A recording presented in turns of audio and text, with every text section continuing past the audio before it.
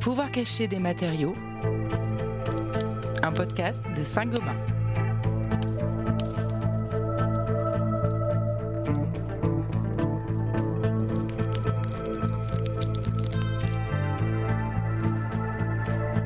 Bienvenue à toutes et à tous dans Le pouvoir caché des matériaux, le podcast qui explore le futur des matériaux. Dans cet épisode, on s'intéresse à la ville circulaire, levier incontournable de la ville durable dans un contexte de raréfaction des matières premières et d'accumulation des déchets. Parler de ville circulaire aujourd'hui revient à penser la résilience de nos territoires pour limiter leur dépendance aux flux de ressources entrants. Autrement dit, à optimiser les ressources disponibles localement, en amont de la chaîne de valeur, mais aussi à limiter et à valoriser tous les résidus rejetés en aval. Il faut savoir qu'en France, le seul secteur du BTP est responsable de 40% des déchets produits, ce qui équivaut à 120 millions de tonnes de CO2 par an, soit presque un quart des émissions du pays. D'où la nécessité de passer à une économie plus circulaire. Alors appliquée au champ de la construction, elle s'articule autour de 3 actions principales: le réemploi, la réutilisation et le recyclage des matériaux. L'objectif étant de travailler en boucle fermée pour réintégrer dans la chaîne de production les produits et les matériaux issus de la déconstruction. En fait, c'est considérer que rien ne se perd, rien ne se crée, tout se transforme, comme l'avait annoncé Lavoisier, chimiste français du XVIIIe siècle. Alors aujourd'hui, à mes côtés en studio, nous avons le plaisir d'accueillir plusieurs experts pour réfléchir à la ville 100% circulaire. Sébastien Duprat, bonjour. Bonjour. Vous êtes directeur général de Cycle Up, une plateforme spécialisée dans le réemploi des matériaux de construction, mais également ingénieur et consultant au sein du groupe Aegis. À vos côtés, Anne-Lise Lémarie, bienvenue à vous. Merci.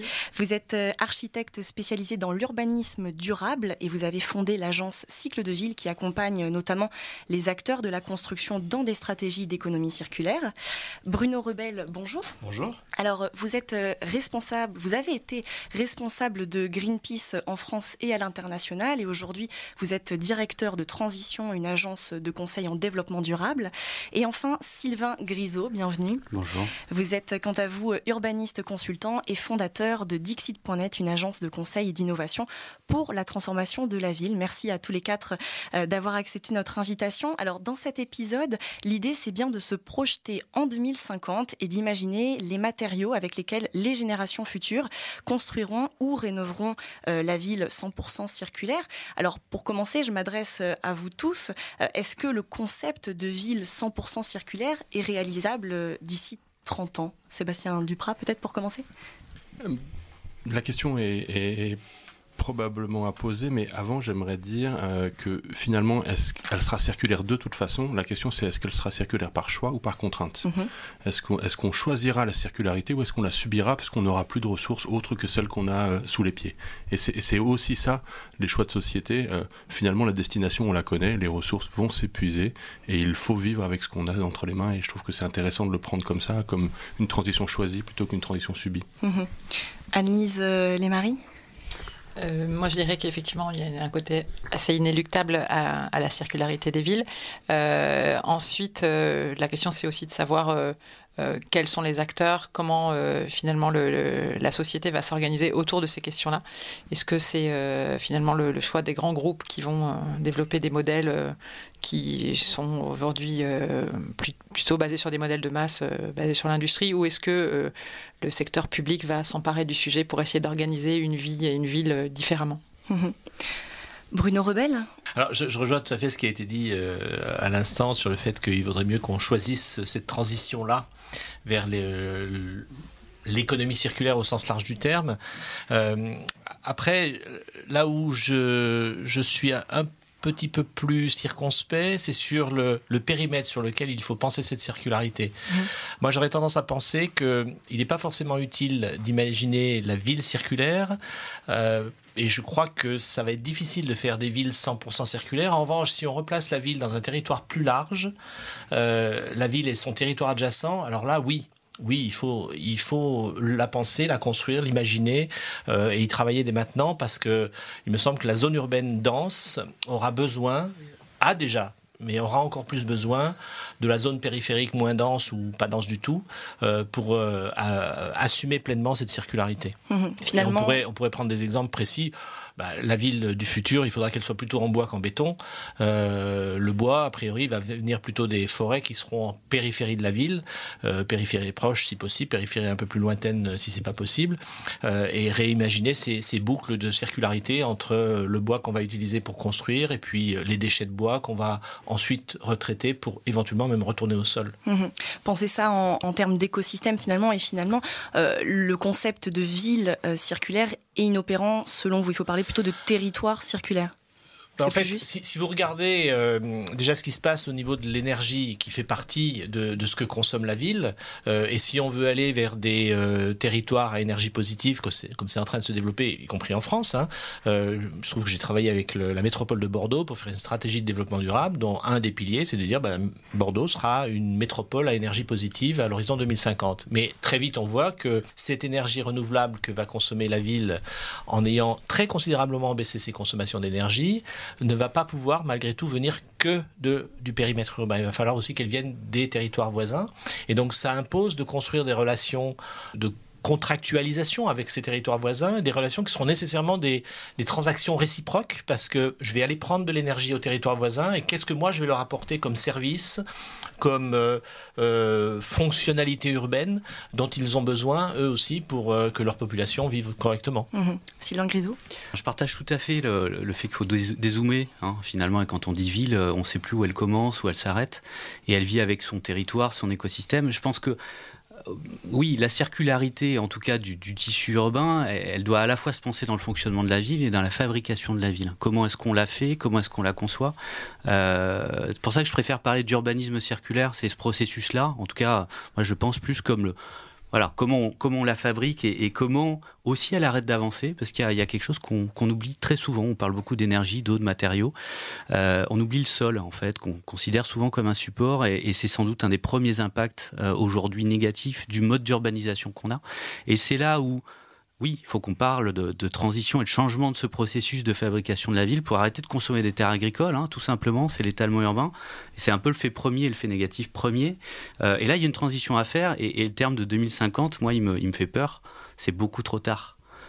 Et c'est vraiment, il y a vraiment une urgence à faire muter, à faire transformer toute la chaîne de production, toute la chaîne de valeur, et pas que sur les matériaux, de façon à ce qu'on bascule et qu'on ait cette circularité du tissu de notre mode de vie globalement et pas que de la ville.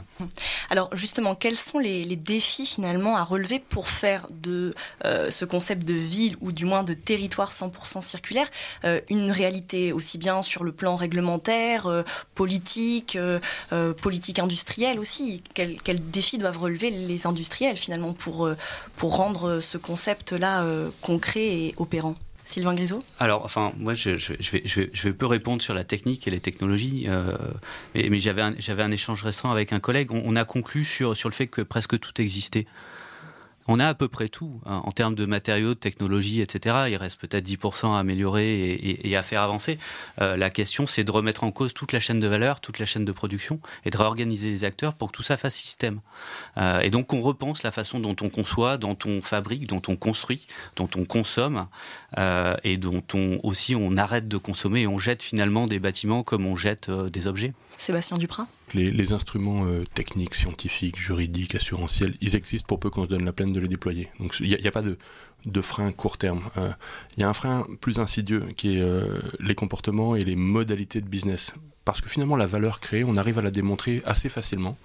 En revanche, les réflexes compétitifs, les réflexes linéaires, les réflexes de la marge que je prends moi, c'est la marge que quelqu'un d'autre n'aura pas. Et celui qui empêchera l'économie circulaire, qui est une économie de collaboration au milieu d'un business de compétition. Et ce dosage entre coopération et compétition, ça modifie largement les réflexes entrepreneuriaux de la plupart des grands groupes. Et la transformation, elle est finalement pas technique, elle n'est pas juridique, elle n'est pas méthodologique, elle est psychologique dans les relations d'affaires qu'on est prêt à entretenir pour aller vers cette transformation. C'en est peut-être d'autant plus compliqué. Bruno Rebel, sur le plan politique, quelles mesures un peu incitatives on pourrait déployer pour rendre les villes, les territoires plus circulaires? Déjà, je souscris complètement à ce qui vient d'être dit. Je pense que c'est plus dans les mentalités, dans la façon de penser et de concevoir la ville et les activités qui s'y déroulent qu'il faut vraiment opérer un changement de paradigme. Et pour ça, effectivement, le cadre politique peut aider à accélérer les choses. Alors, déjà, je pense qu'on a des politiques qui sont très en retard par rapport à ça. Premier élément, ce qui peut-être explique aussi le fait qu'on lutte un peu sur ces sujets-là. Il y a des mesures relativement simples, c'est de mettre dans le prix des produits ce qu'ils coûtent à la société. Par exemple, le coût carbone. Ça s'appelle une taxe carbone, on l'appelle comme on veut, ça s'appelle une taxe carbone. Mais pour faire passer l'idée d'une taxe carbone, y compris dans le contexte social qu'on connaît, il faut de la pédagogie, il faut de la progressivité, toutes choses qu'on ne sait pas faire dans ce pays, qu'on voit dans d'autres pays qui marchent plutôt bien. Et la Suède a aujourd'hui une taxe carbone à 200 € la tonne. Il n'y a pas des gilets jaunes à tous les ronds-points suédois. Voilà, ça se passe très très bien. Il n'y a pas de ronds-points en Suède. Déjà, il y a moins de ronds-points. Peut-être il y a moins de ronds-points. Mais ça, c'est le premier élément. C'est mettre le vrai coût des produits. Alors, le terme barbare, c'est internaliser les externalités négatives dans la valeur des produits. C'est aussi, et Sylvain mentionnait le problème de l'étalement urbain et de l'artificialisation des sols. On a des instruments pour ça, ça s'appelle les PLU, les PLUI, les plans d'occupation des sols, des schémas d'aménagement. Le droit de l'urbanisme. Simplement, il faut aller plus vite. Et tout à fait d'accord pour dire que c'est maintenant qu'il faut prendre ces décisions pour faire les schémas d'aménagement maintenant, parce que leurs effets sont sur des temps longs de 30, 40, 50 ans. Mais des règles sur la protection des sols sont urgemment nécessaires et ça fait effectivement partie des décisions politiques à prendre le plus rapidement possible. Alors quand on parle d'économie circulaire appliquée au champ de la construction, bien sûr on pense au réemploi, à la réutilisation, au recyclage. Quelles sont finalement les priorités pour les industriels, je ne sais pas, en termes de stockage, de nettoyage des matériaux, de collecte, sur quoi il faut plancher urgemment? Alors déjà, il y a la problématique qui ne doit pas être posée de la même manière selon qu'on parle de la ville occidentale, c'est-à-dire la ville qui existe déjà, la métropole vieillissante avec une décroissance de la population, et puis la nouvelle métropole dans l'hémisphère sud. Et la circularité de Paris ou de Bordeaux ne doit pas être gérée du tout de la même manière, où là, le réemploi, la valorisation des actifs architecturaux, du design avec la matière qui est déjà là, fait vraiment sens. En revanche, quand on veut construire les futures mégapoles de l'hémisphère sud, là où la croissance démographique se trouve, là, en effet, les industriels ont des solutions industrielles, massification, de distribuer des produits qui sont des éco-produits circulaires, parce que là, pour le coup, aujourd'hui, dans la banlieue de Dakar, il n'y a pas les matériaux, ils sont pas encore là. Par contre, il va bien falloir les approvisionner avec des matériaux qui ont un contenu carbone et social positif. Et la problématique n'est pas la même selon qu'on parle de notre vieil Occident ou des défis des nouveaux territoires ou des métropoles à bâtir. Alors, je vais vous demander un petit effort d'imagination. On est en 2050 et Paris est devenu une ville, un territoire intégralement circulaire. Alors, à quoi ressemble Paris ? Quels matériaux est-ce qu'on voit autour de nous ? En quoi sont faits les édifices, les espaces publics, le mobilier urbain ? Anne-Lise Lemarie ? Oui, alors effectivement, si on se place dans une utopie projetée à 2050 et si on regarde un peu ce qui se passe aujourd'hui sur l'espace public ou les réflexes qu'on voit apparaître dans les concours d'architectes ou en tout cas les grandes idées qui se développent, alors effectivement, il y aura probablement une part de construction en bois qui va augmenter. Hein. On voit qu'il y a quand même un grand virage qui est pris sur la filière à ce niveau-là. Après, on aura probablement un travail de recouture de la ville sur elle-même qui est déjà existant, mais je parle d'une part effectivement des efforts de réhabilitation et de transformation de ce qui existe, qui est quand même un des grands sujets de transition énergétique, de commencer par rénover ce qu'on a et de le faire bien et plutôt que de construire en neuf en permanence. Il y aura probablement effectivement une part donnée à des espaces vacants ou mutables ou mutualisés qui sera plus forte. Je pense aux pieds d'immeubles ou à des locaux qui seront gardés pour des accueils associatifs ou autres activités un peu moins commercial. Mais il y aura aussi peut-être une recrudescence du compostage ou comme ça des réflexes de service pour retrouver une intelligence de la matière, je dirais du déchet du quotidien. Mais on aura probablement effectivement une place pour le réemploi qui aura augmenté avec un travail... Quel matériau précisément? Alors, du bois, du textile Disons les matériaux les plus facilement réemployables, c'est plutôt effectivement le bois ou les chutes de bois, donc une intégration. Par exemple, on voit arriver pas mal de mobilier en traverse de chemin de fer partout sur les bords de Seine, mais aussi de plus en plus un travail sur le béton qui est en train d'arriver, avec de la création par exemple de revêtements de sol en aliments concassés, que ce soit du verre ou du béton. Et également même du mobilier urbain qui sont en train, il y a pas mal d'expérimentations qui sont en train de se mener sur les territoires de pleine commune actuellement avec le projet métabolisme urbain. Voilà, qui explore et met en place des filières sur ce sujet-là. Donc, on en est qu'aux prémices. Ça va être un des leviers, un des volants. Il y aura probablement aussi des nouveaux matériaux qui sont en cours de développement chez pas mal d'industriels.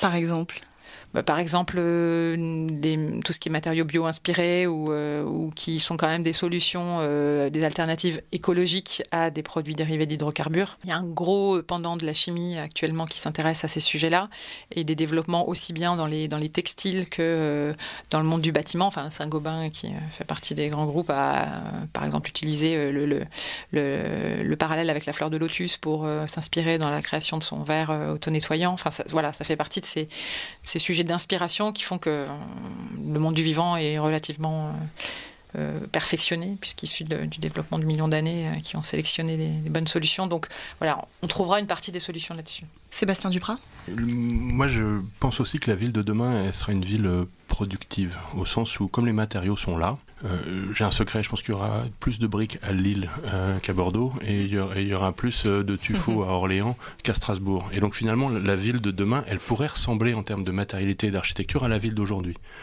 En revanche, comme les matériaux sont ici et qu'il faudra les reconditionner et les remettre en œuvre ici, c'est aussi l'opportunité de refaire venir des ateliers de la fabrication locale au gré du gisement, un peu comme les bâtisseurs de cathédrales se déplaçaient de ville en ville pour construire les cathédrales avec leur savoir-faire. Il y a déjà une initiative en ce moment, la nouvelle AOM, qui est un regroupement de 3 agences assez talentueuses qui travaillent sur la restructuration de la tour Montparnasse, implante un atelier de transformation, de fabrication, de reconditionnement des vitrages qui seront descendus de la tour. Et finalement, c'est de remettre de la fabrication au cœur de nos villes où on n'a plus l'habitude de la voir.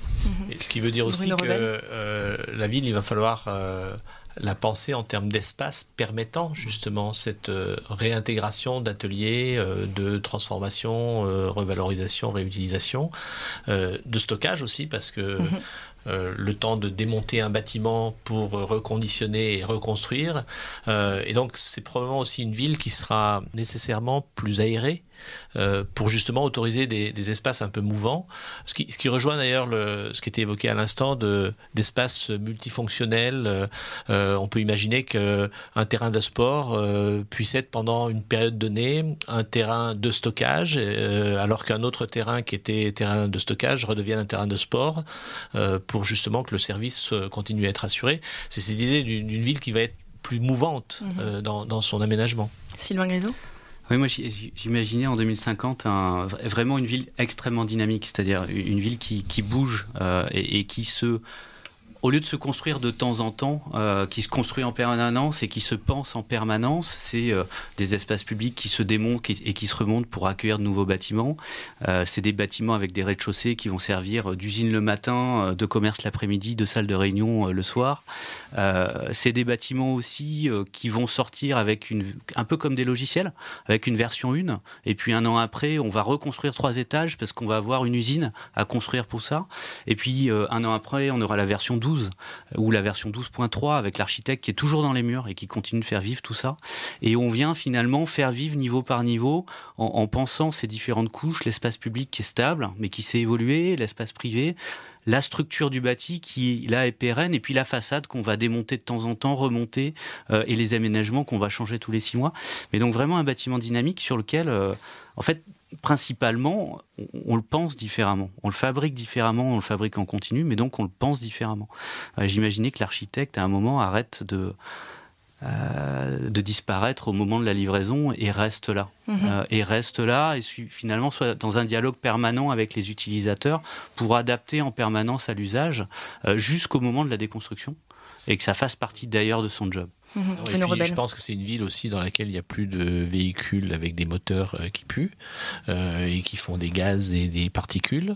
Et donc ça aussi, c'est une façon de réaménager, de repenser la structure urbaine avec des liaisons d'îlots en îlots et des îlots qui sont dans lesquels on peut se déplacer à pied ou en mobilité douce ou active en fonction de comment on les appelle, mais où on n'a plus besoin de ces véhicules qui encombrent et qui polluent notre espace en permanence. Sur ce point-là, vous parlez des changements réglementaires. S'il y a bien un changement réglementaire qui peut avoir un effet sur la ville, sur la façon dont on le fait, c'est de limiter drastiquement l'offre de stationnement.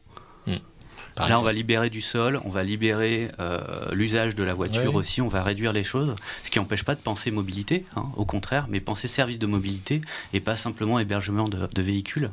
Ça peut avoir un effet vraiment structurant et un certain nombre de villes s'y mettent, comme des petites villes comme San Francisco ou New York. Alors, l'un des piliers de l'économie circulaire, c'est aussi l'éco-conception, donc le fait de concevoir des produits et des solutions plus facilement démontables, on vient d'en parler.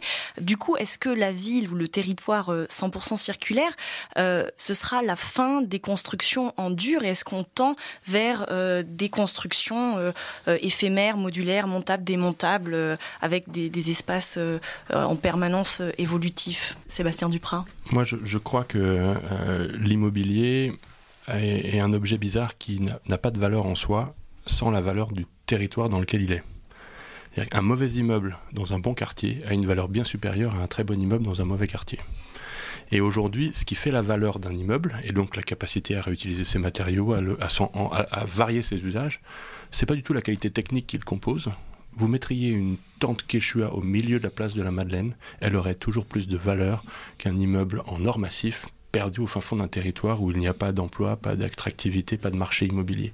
Et donc cette question de dire que finalement, en fabriquant la ville, en fabriquant les activités de la ville, en y faisant venir des gens et des activités, on peut redonner de la valeur à des immeubles qui n'en auraient pas ou seraient de construction anodine. Aujourd'hui, la technologie, et en effet les grands groupes de matériaux sont à même de développer des nanomatériaux, des matériaux de plus en plus complexes, composites, sophistiqués, qui nous sont dictés par l'ultra-performance énergétique, notamment.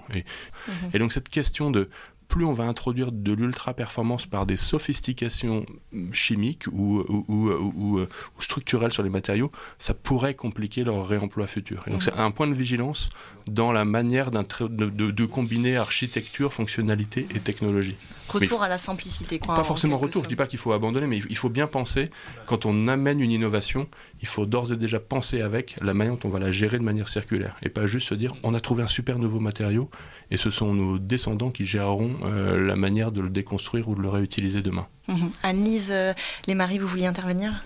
Oui, non, quand on parlait tout à l'heure effectivement d'évolutivité ou de mutation, je pense qu'aujourd'hui, il y a quand même le réflexe d'anticiper ou de penser à comment on va faire évoluer son logement ou une construction pour un promoteur immobilier, intègre cette notion-là d'évolutivité. C'est-à-dire les systèmes constructifs, on voit bien qu'il y a quand même, que ce soit dans le bois ou dans des systèmes, une demande forte sur une réflexion sur l'après, sur la capacité d'extension, de surélévation, aussi bien dans les charges qui sont demandées ou prévisibles que dans les systèmes évolutifs après.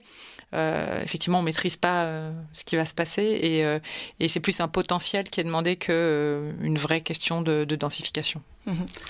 Alors, oui, moi je suis pas tout à fait d'accord. C'est-à-dire après, je vous dis simplement ce qu'on voit apparaître dans les ambitions. Je ne doute pas que ça va arriver, car je ne suis pas encore. Non, mais en fait, on est toujours sur cette même question, c'est-à-dire on sait faire, on sait le penser, et il y a un certain nombre d'acteurs qui le pensent.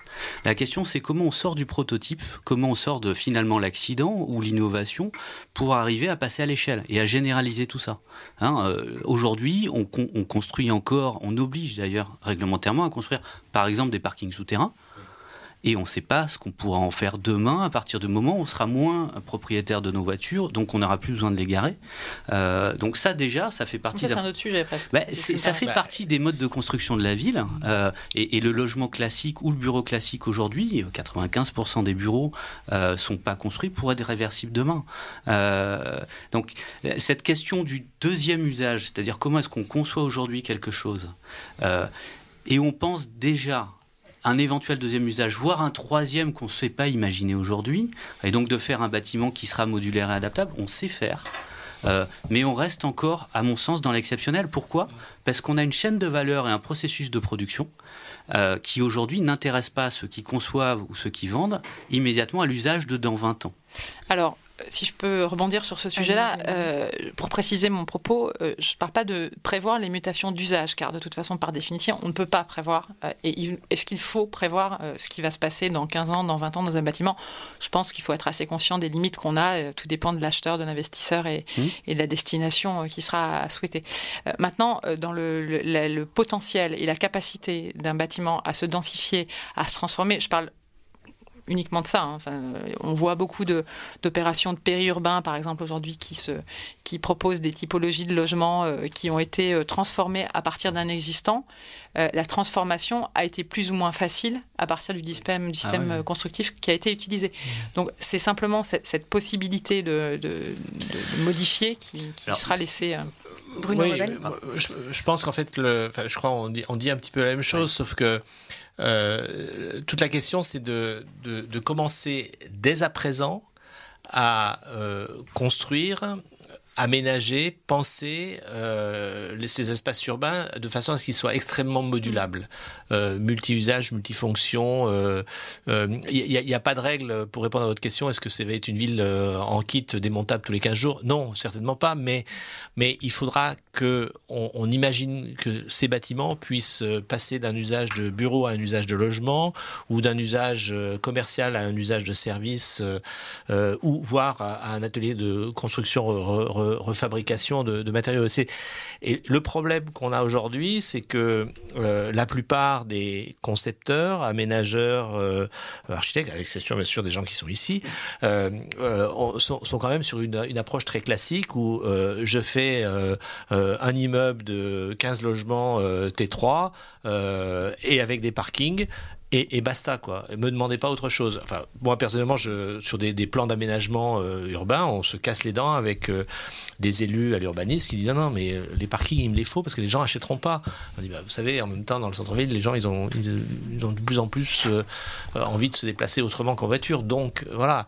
Il y a toute cette question qui était évoquée au départ vraiment de changement de paradigme, de changement des façons de penser, et c'est peut-être là qu'est la plus grande difficulté aujourd'hui. Sylvain Gréson. Juste à titre d'exemple, là, je viens de finir une mission, et justement quand on travaille sur l'ancien et sur le réemploi, c'est ça qui nous informe, je pense, sur comment penser le neuf. Comment on pense aujourd'hui un neuf qui demain sera future-proof, enfin, sera adapté aux différents futurs. Là, je viens de finir une mission, c'est un laboratoire de l'Ifremer sur le port de la Trinité-sur-Mer. Laboratoire ferme, l'Ifremer libère les locaux, qu'est-ce qu'on en fait ? Et on a un bâtiment qui finalement est extrêmement bien pensé. Il est structurellement bien pensé pour être un laboratoire d'océanographie, et on va le transformer sur un espace mutualisé, un espace tertiaire de bureaux. Et là, il y a une autre offre avec des changements absolument minimalistes. Autre lieu, je travaille beaucoup sur le monde de la santé, sur un site hospitalier. On se retrouve avec un bâtiment des années 80 sur lequel on identifie à la fois une intelligence structurelle, une vraie capacité de mutabilité, donc un bâtiment ancien qui est laid, avec une façade qui est extrêmement laide, complètement datée, mais démontable. Et on a un bâtiment à côté qui est aussi un bâtiment hospitalier qui n'est pas encore réceptionné, il est en train d'être construit. Et là, on va avec l'équipe d'ingénierie chercher les plans chez l'architecte et on analyse la capacité de ce bâtiment-là à porter un nouvel usage et on conclut que c'est impossible. C'est-à-dire qu'aujourd'hui, le plus récent, le bâtiment le plus récent, en fait, il porte un usage et un seul. Et donc, à l'issue de son premier usage, et c'est là où on retrouve l'idée du gobelet en plastique, c'est fini et il partira à la poubelle. Il faut abolir, en fait, la notion de déchet. Il faut penser dès le début, en fait, la deuxième vie. Alors Sébastien Duprat, je l'ai rappelé en introduction, vous dirigez une société, une plateforme qui met en relation les différents propriétaires et récepteurs de matériaux d'une certaine façon. Ça préfigure les bourses aux matériaux. Alors quels seront en 2050 les matériaux qu'on s'échangera le plus dans les bourses aux matériaux ? Si on fait un petit exercice de prospective. Alors, je ne suis pas encore allé consulter mon marabout, mais j'y cours à la fin de cette émission, promis. Ce qui est sûr, c'est qu'on a d'ores et déjà été surpris. La plateforme existe depuis 1 an. On avait imaginé que ressortiraient quelques matériaux simples en matière de réemploi et de réutilisation. Et aujourd'hui, au bout d'1 an, il y a plus de 60 familles de matériaux dans les familles BIM, enfin dans les familles techniques de matériaux. Aujourd'hui, on peut réemployer presque tout, sous réserve qu'on en ait envie. Et donc finalement, comme la limite n'est pas technique, il n'y a pas de limite à ça. Donc je pense que demain, à l'exception des matériaux qui ont un impact sur la santé, je pense à l'amiante, je pense au sujet de plomb, où là il y aura des filières de traitement qui resteront celles qui ressemblent à nos filières de déchets actuelles. Pour ce qui relève des matériaux inertes et même des composants techniques, je pense qu'on pourra travailler sur presque tous les matériaux.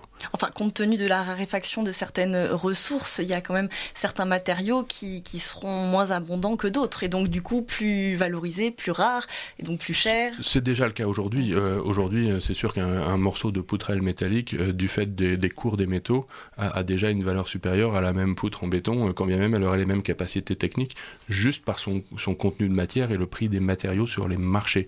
En revanche, en termes de capacité à rendre le service d'être une poutre, qui est la vraie fonction, c'est-à-dire remplir une fonction technique qui est de loger des gens, c'est assez équivalent. Et donc moi, je pense qu'aujourd'hui, on pense en termes d'utilité, rendre un service, c'est-à-dire fabriquer la ville de demain pour les usages de demain et pour les gens de demain.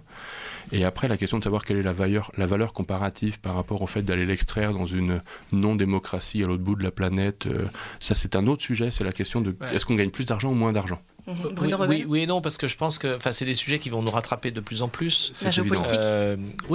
Et le fait qu'effectivement, demain devra être plus simple, plus efficace, plus globalement raisonnable, sobre. Voilà. Alors je sais que le terme de sobriété fait peur aux gens.